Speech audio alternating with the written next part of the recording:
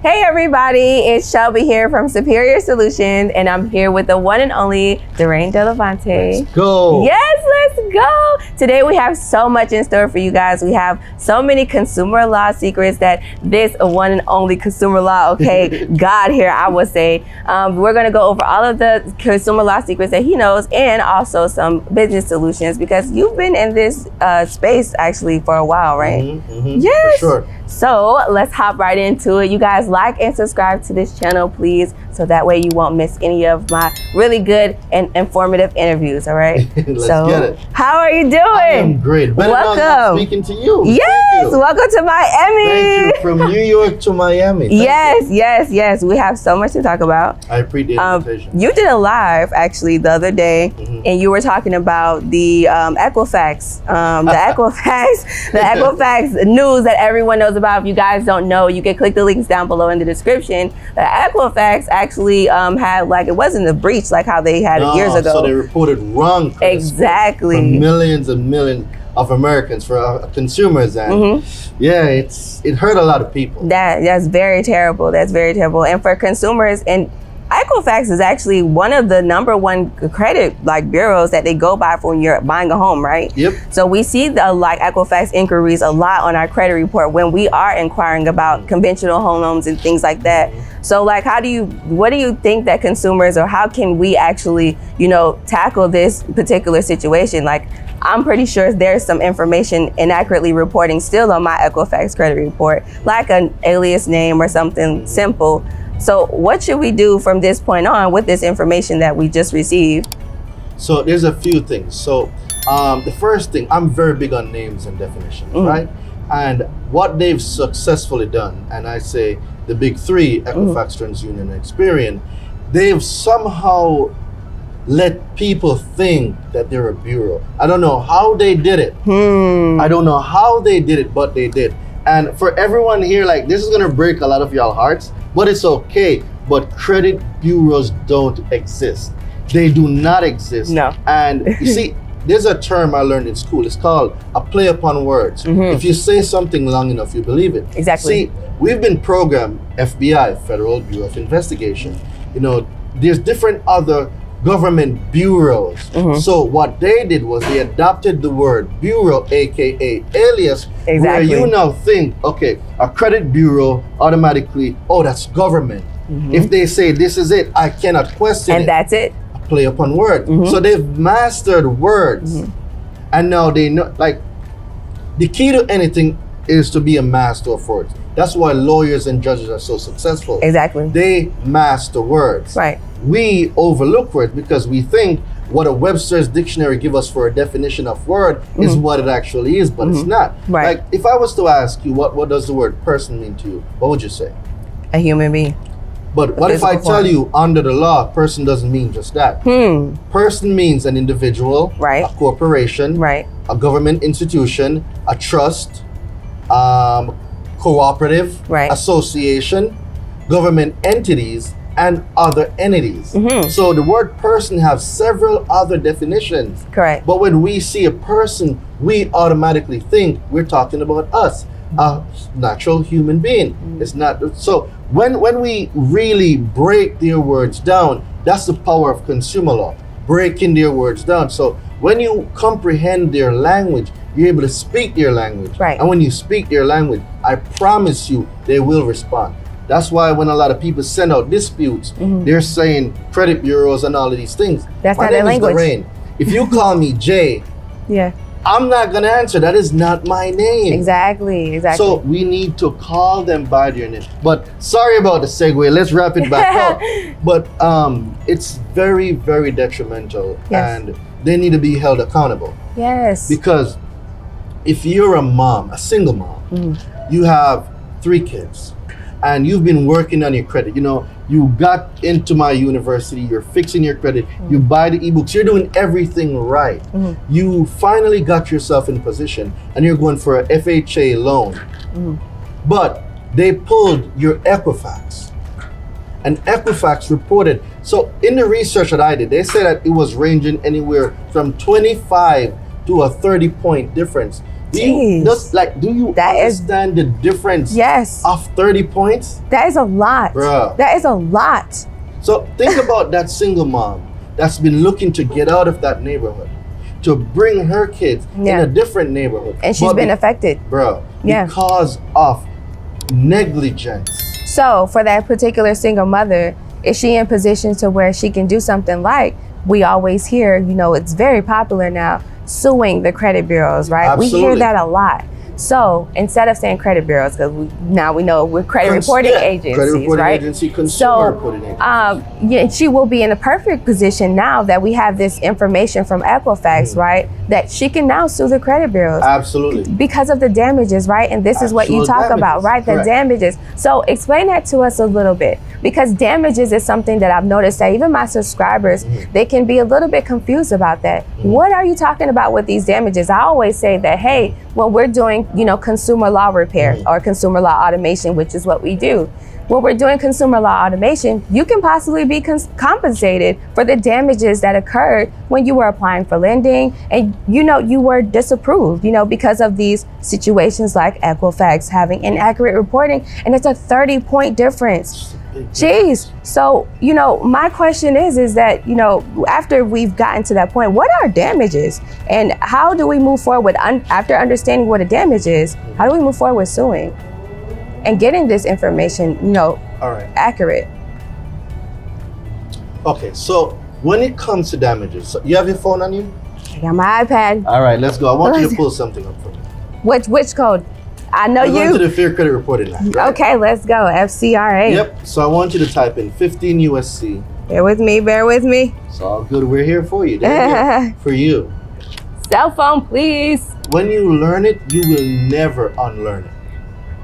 All right, so we could literally Google, or you want me to go on into? Google right now. Yeah. Okay. 15 USC 1681N.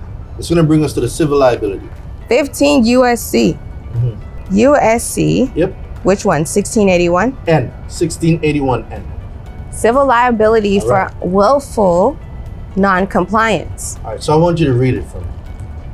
In general, Go right ahead. any person who willfully fails to comply with any Person. Click on the word person. Let's see what the definition of person means. The definition of person. Remember, the definition of person, the term person means any individual, partnership, corporation, trust, estate, cooperative, association, government, or governmental subdivision or agency, or other entity. So when you see person in the law, it doesn't necessarily mean they're talking to you. Right. They're talking to these corporations. Corporations. But because we got accustomed to think that everybody's talking to us, we're responding to things that have nothing at all to do with us. But continue. All right. So, any person who willfully fails to comply with any requirement imposed under this subchapter with with respect to any consumer is liable. Is what? To any consumer is liable. Is what? That word. Liable. Liable Mm-hmm. to that consumer in an amount equal to the sum of any actual damages Any actual damages. sustained by the consumer. Mm-hmm. Oh. Go on. That's the good I'm part. Thumbs up. comprehending, which is so cool. You guys, this is really cool. And I always say, this is my favorite part of your segments. But it's really cool for you guys to actually see me do this with him, because he's making me comprehend it as we're going. So let's go back. Go back now. Any actual damages sustained by the consumer as a result of the failure or damages of not less than $100 and or more than $1,000 The main one is 1A. exactly any actual damages sustained by the consumer as a result of the failure or damages of not less than $100 and not more than $1,000. All right, so let's go back to that first part. Okay. Actual damages. Yes. A lot of times people read it, but they just read Past it. Yeah. Actual damages is the most important part there. Correct. So let's say you, right? We just spoke about the single mom and the house that she was looking for. Right. If she lives in New York Right now, houses in New York for a single family, you're looking anywhere from 500,000 to about 750,000, right? Jeez. For a single family. So let's say now she worked on everything. She got her 3.5% ready to go for this FHA, but the Equifax report disqualified her. Now she got a letter saying, I am sorry, but you are not qualified, or we can no longer proceed with this loan. That now is called actual damage. Exactly. So now, if it's in the time frame, because they said that it was about spring, it will happen around spring to now. It's in that time frame. So if that mother applied during that time, and we can see that her Equifax score was used, because on the denial letter, it tells you who they pulled from. Exactly. And if Equifax is one of them, you're gonna get some money. So when we get this denial letter, see, a lot of people don't know that opportunity is the twin for crisis. A crisis always, they travel in pairs. Right. Crisis and opportunity are twins. But people just, I don't know why they focus on one and don't see the other. Right. So that denial letter is actual proof that your Equifax report was used. Exactly. And you got denied as a result of their failure. Which is the damage. Yep. So I want you right now to go to 15 USC 1681. All right, 1681. 1681. Just 1681, no N. Yep. When you go there, it's gonna, and I want you to go to A. Congressional Yes. findings and statement of purpose. A, accuracy and fairness Hold of. on. What does it say? Accuracy! Accuracy! What does accurate mean? Correct! All values correct. Yes! So the definition by law, you must report Accuracy. accurate information. Accurate information. Okay. So now, go ahead. See, I'm getting excited. So we got accuracy and fairness of credit reporting. This is 1681A. The banking system is dependent upon fair and accurate credit reporting. Inaccurate credit reports directly impair the efficiency of the banking system, and unfair credit reporting methods undermine the public confidence, which is essential to the continued functioning of the banking system. Ooh. What did Equifax just do? They just tore up everything. What did they Jeez. But you know what is so concerning about this situation is that this is not their first time, right? Not. We've had an Equifax breach way back when, a couple years ago. So this is very concerning. It is. Very concerning. You're noticing a trend. They don't care. Yeah. But before I even get anywhere else, I want you to look this other one up. 15 USC. Oh, we're in 15? Yep. 15 Euro C. Okay. 1681E. 81E. All right. It should bring you to compliance and procedures. Yes. Compliance and procedures. All Go to right. B. B. Let's go straight to B. Accuracy of the report. All right. All of this is adding up. All of it is adding up, you guys. Connect the dots. Connect the dots. All right. Accuracy of the report. Whenever a consumer reporting agency prepares a consumer report, it shall follow reasonable procedures to assure maximum possible accuracy of the information concerning the individual about whom the report relates. I didn't hear you. What? Tell me that again. Whenever, a consumer reporting agency prepares a consumer report, it shall follow reasonable. It shall. Follow. Not may follow. It shall. It shall follow. I mean, definitely. So let's break, before we even go any further, let's break down the difference between shall and may. Maybe, yeah, and may. Shall is a command. You must do this. It's a demand. Yeah, may, I can have water. Yeah. Or I can have juice. I may have either or. Options. But I shall have water only. Right. Water only. So shall, you must. It's not a question. It's not a choice. You must do this. Right. Continue. So it shall, you must, you shall, right? Follow reasonable procedures to assure maximum possible accuracy of the information concerning the individual about whom the report relates. So now, based on what you just read, do you think Equifax was maintaining maximum possible accuracy about the consumers, the millions of consumers that they reported inaccurate credit scores for? Equifax was not So following 15 USC 1681 EB. So now we know this. Yeah. We touched on civil liability earlier. Right. This is how you get paid because now you can prove it. It's all proven. And if you've paid attention to this video, we're proving to you guys, if you actually pull your credit report right now, you can go onto the annual credit report, or you could just go onto Smart Credit, use my link down below. And then once you pull your credit report and you see on your Equifax reporting that it can be something as simple as an inquiry that you've never even thought of or even seen, right? Anything that's inaccurately reporting on your Equifax credit report, take care of it now. You have the ability to do it now, right? Leverage, yeah, it's the perfect opportunity to do so. So I have a question. Go ahead. So with that being said, because obviously we touch bases on consumers sometimes turn into entrepreneurs. Absolutely. And here on my channel, we talk about business solutions, right? Get it. So with that being said, with Equifax inaccurately reporting and with having consumers, this affecting consumers, and it affects the consumer credit report, right? Which means it affects the ability to get funding for our small businesses or startups. Because a lot of startup funding, we both know that they use what's called PG, personal guarantee. And so personal guarantee is when you're using yourself as like a co-signer or so to give your business leverage on funding opportunities. So with this Equifax situation, this is being your PG situation, right? You as a personal guarantor is being manipulated because of the Equifax inaccurate reporting. All right. So how can we move forward as entrepreneurs? Good. Very good question. Before we get into the question that you asked, I want you to look up something. Go back to that section, right? Yes. And I want you to click on the word consumer report. Oh, wow. It's like literally highlighted. Perfect. Okay.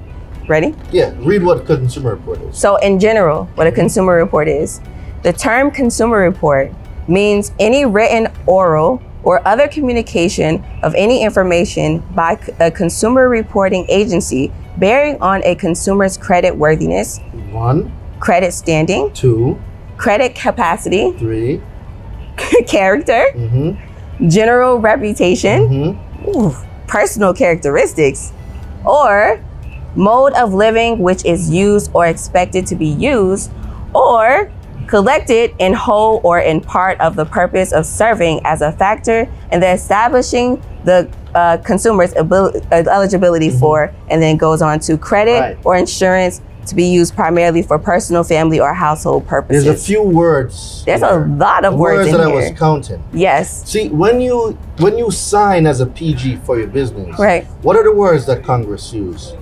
Right, that was right. Yeah, all of these words, which is credit. They definitely use, let me see here, credit worthiness. So as a business owner, so this is what I'm talking to all my entrepreneurs now. Yeah. See, if you're using your personal credit to fund your businesses, so you make the LLCs, you're duplicating yourself. Right. When they pull, they're pulling and they're judging you on your characteristics. Exactly. Your mode of living, Right. your general reputation. Whew. It's all of these things. Right. It is defined. I didn't make this definition up. It's what Congress has there.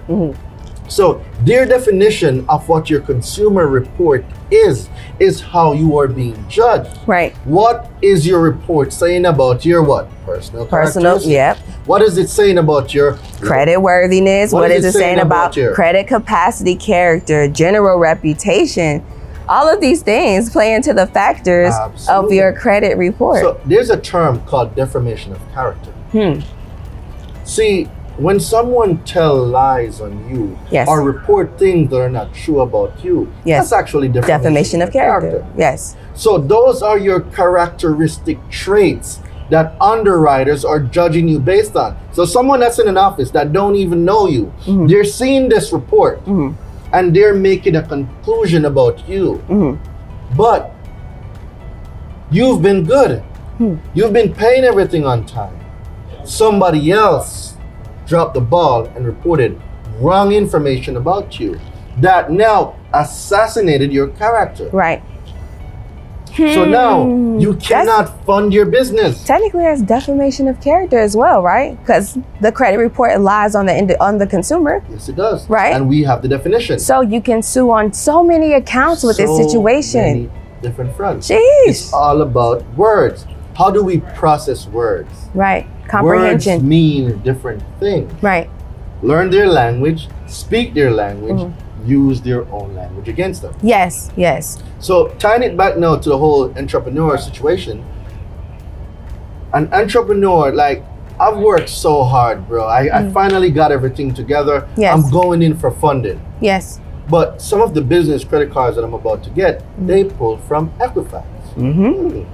Doreen, A lot of them. You got denied. Yes. What do you mean I got denied? I was doing everything right. But Equifax reported incorrect credit scores for Doreen. Right. I got damaged. I cannot start my trucking company because I was going in for equipment funding. Yes. I can't open my restaurant. It's a lot of entrepreneurs that is going through that right now. And with Equifax being that bureau, that particular bureau, right? Like I said, the manipulation of this particular situation is grand. But since we have this video, I'm hoping that all entrepreneurs take the ability, the leverage, leverage the situation and definitely move forward. So my last question to you, okay? Before we get out of here and enjoy Miami. All right, so last question. You've been in this consumer law space for a while. I've been following you for a long time. Thank you. I'm a big fan, if you guys don't know. And so, yes. Okay. Speaking of which, I have a gift for you. You have a gift for me? Yeah, I totally do. I totally almost forgot about it. Really? I made a workbook. You made a workbook for me? Yes, for you. Yes, thank you. Oh my gosh, look, you guys, debt validation workbook. This is so dope. I just want to let you guys know, Doreen's workbooks, they are not free. Okay, and the information in here is grand. Okay, so thank you so much. I know that I will change my financial life and my consumer life with this book. Okay, seriously. The reason why I believe we need to be empowered. Yes. And there's a lot of people that don't know that the debt collection law has changed. There's a totally new law that went in effect on November 31st, 2021. The old tactics for debt collection don't work anymore. Gotcha. It's all new laws. There's so much things about debt collection. Didn't mean to segue, but it's one of the reasons when you finish this workbook, put it this way, 95 to 99% of all collections, you will never have to pay. You know what? And I've had my credit repair company for a while. And what I can be completely transparent. I don't mind being transparent with my, my subscribers.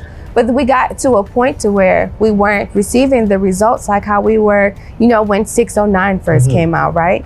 And so 609 became very popular, and then the results just weren't there. So then I noticed that's when I started following you, and we had to get more into actually dive much deeper into consumer law, contract law, and more. So we have an understanding of how to actually dispute these inaccuracies and get them off of our credit report. So the last question, and thank you so much for our gift, okay? Make sure you guys get this gift. All right, actually, where can they get some of your merchandise? You have so much merchandise. I have a lot of stuff. Yeah. Oh, before I forget, too, I have 2 free ebooks for your people. Yes. So I'm giving away 2 free ebooks. Yes.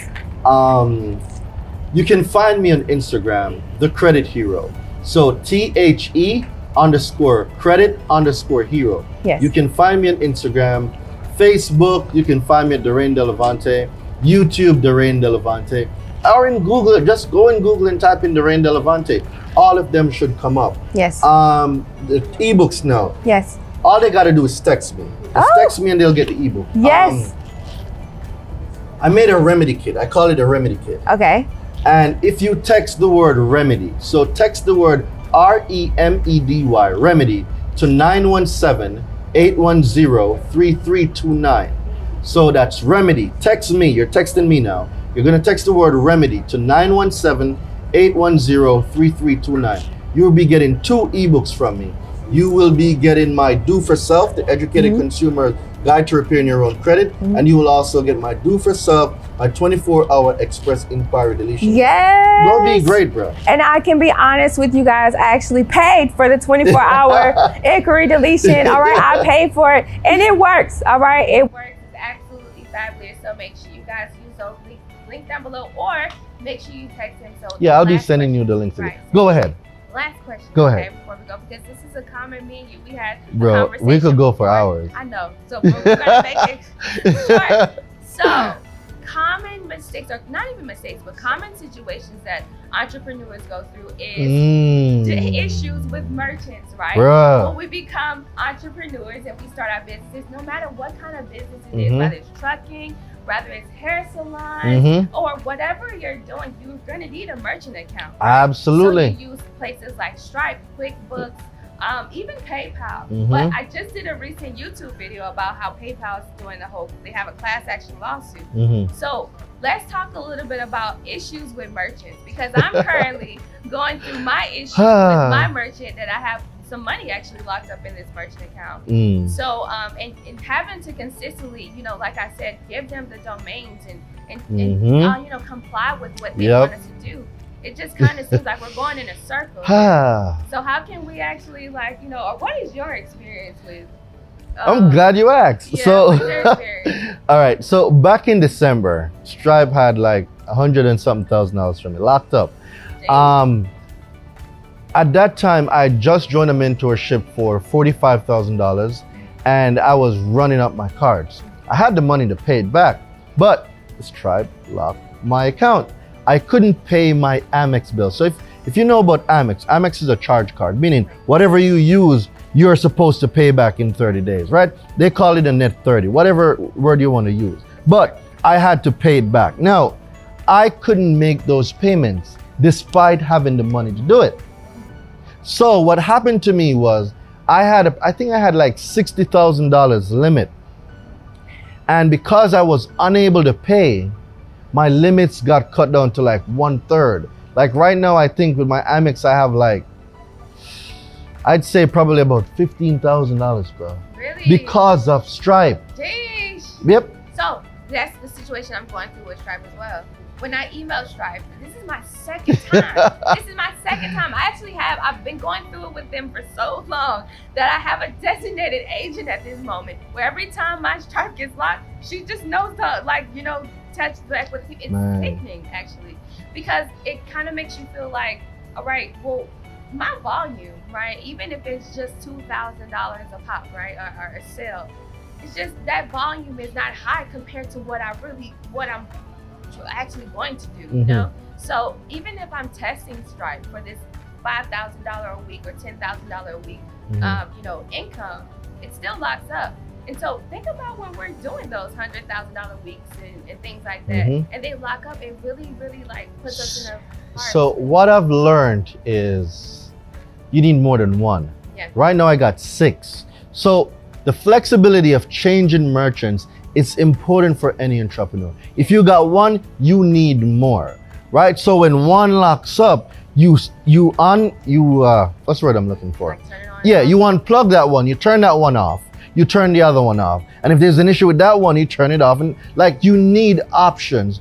Options matter. I'm telling you, this game of entrepreneurship, you cannot have one account. You will get in a situation like I get into, but it's not how you fall, it's how you got up. I recognized that one wasn't enough. So I sought mentorship. Right. And that's how now I have 5. I want to have 10. I like options, and you were not going to catch me in these streets lacking anymore. It happened once, it will not happen again. You will not catch them. Oh, you're not. And then we talked about it the other day, because even with the whole situation that we're going through with Stripe, right? It's so interesting how we just go with these Fortune 500 companies to hold our money to do this merchant stuff, and they only have an email. Yep. They don't even have a phone number that we can call to say, hey, what's up with my money? You guys are making tons of millions of dollars from us, and you guys can't even you can definitely afford a support team. A call center, of course. You know what I mean? But instead of doing a call center, you just rather us email you and you get back to us with Whenever. your opinions. Yep. Right, but this is our money. These are our livelihoods. So it's not. This is where I think we need to start learn different ways how to invest our money, and different ways or different we need to be in conjunction with merchants that's going to take care of us. Correct. Hands down. Right. And the minute we start doing it, the first thing you're going to hear people say, you're a scam. And, you know, people that always use the scam word, you know, they're still confused about money because they're not making enough. That's why they're at a 9 to 5. Like, there's nothing wrong with being at a 9 to 5. And what I want you guys to get is, not because you stub your toe once on something or you had a bad experience with someone, it means that they're a scam. You just had a bad experience. Maybe if you reached out or just say, you know, I had this, like, if we just have a conversation, we can resolve so many things. A lot, actually. And that's why with my subscribers, even when you guys, when they call me, they even know when they have conversations or consultations with me, that's why I answer the phone.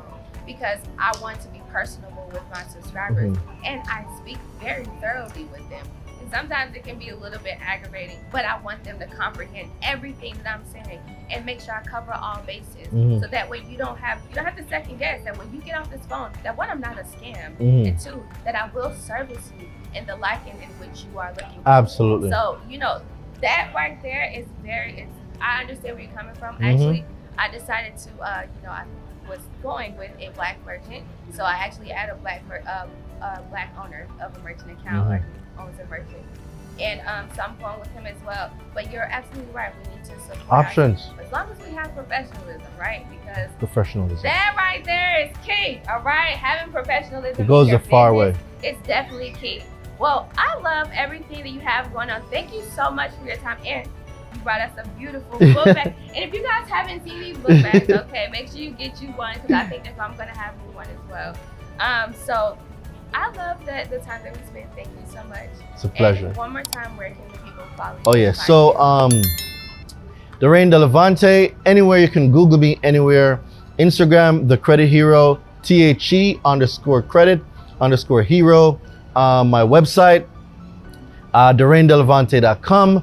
My university, Consumer Law Secrets University.com. Like, you just Google me. I am very Googleable. Googleable. Is that a word? Yes, I think we're gonna make it a word after here. Googleable. Okay, you can Google me. Yeah, Superior Shelby. check us out. And you can Google Darain De Levante. Yeah, we're real people. Like, we're here for you. Like, our job is to serve you. That's why we're here. Exactly. If you guys need any help with any type of consumer law, credit repair, anything like that, you want to understand consumer law, you want to understand why you have inaccuracies reporting and actually how to tackle them, then make sure you hit up my good friend here, Darain De Levante. And if you guys need some business solutions, okay, because you know that's what we specialize in, all right? Go. Make sure you text #business to 888-299-3897. I'm sorry, what? 888-299-3897, #business. Make sure you text me so that way we can talk about getting your business funded and handling that Equifax inaccurate information, okay? Making sure we take care of that. Make sure you guys visit my website, expandmywallet.com, and click the links down below, all right? So that way you guys can follow everything that we talked about in this particular video. And until next time, I'm Shelby, and this is Darain. Let's get it. Yes, and you guys will see us next time.